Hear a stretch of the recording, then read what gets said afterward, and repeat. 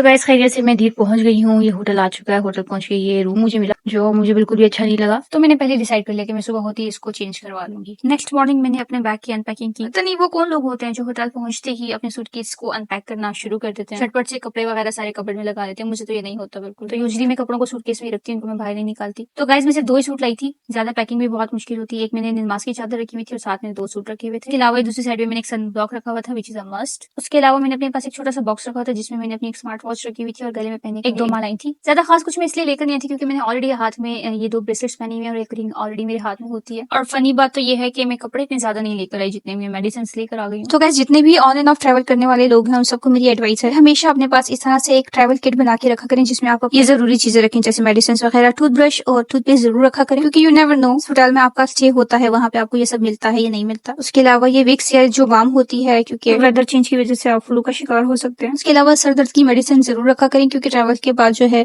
अक्सर लोगों के सर में दर्द होता है, आपका स्टमक अपसेट हो सकता है, आपको एलर्जी इश्यूज हो सकते हैं। ये कुछ चंद मेडिसिन हैं जो हर किसी के बैग में होनी चाहिए। उसके अलावा एनर्जी लेवल को मेंटेन करने के लिए कुछ चॉकलेट्स भी अपने पास रखनी चाहिए जैसे कि मैं अपने पास रखती हूँ। उसके अलावा मैंने ये 2 पेयर रखे हुए जूतों की, एक फ्लैट है और एक हील है और एक मैं पहन कर आई हुई थी और एक मैंने इस्त्री रखी है छोटी सी। मैं होटल वालों पे कभी भी रिलाई नहीं करती। फिर कपड़े वगैरह निकाल के मैंने नाश्ता ऑर्डर किया, नाश्ता किया। इनकी चाय काफी अच्छी थी और ये पराठा भी बहुत ही मजे का बना हुआ था और मैंने तो सारा ही खा लिया। और जैसा कि पहले मैं बता चुकी हूँ कि मुझे रूम बिल्कुल भी अच्छा नहीं लगा क्योंकि इसमें ड्रेसिंग टेबल नहीं है और मुझे तैयार होते बहुत प्रॉब्लम हुई थी। मैं वॉशरूम के शीशे में तैयार हुई थी तो मैंने ये रूम चेंज कर लिया। तो फिर नाश्ता करने के बाद मैं तैयार हुई, जूते पहने और यहाँ से सामान उठाकर मैं दूसरे रूम में शिफ्ट हो गई। दूसरा रूम जो मैंने लिया था वो बिल्कुल इसके ऑपोजिट ही था, जो उस रूम से काफी बेहतर था और सिंगल पर्सन का रूम था। और ये रूम मैंने इसीलिए लिया क्योंकि इसमें ड्रेसिंग टेबल थी। तो गाइस ये है मेरा दूसरा रूम। यहाँ पे 2 चेयर्स पड़ी हुई हैं। यहाँ का व्यू भी काफी अच्छा है लेकिन अभी मैं बता नहीं रही अब।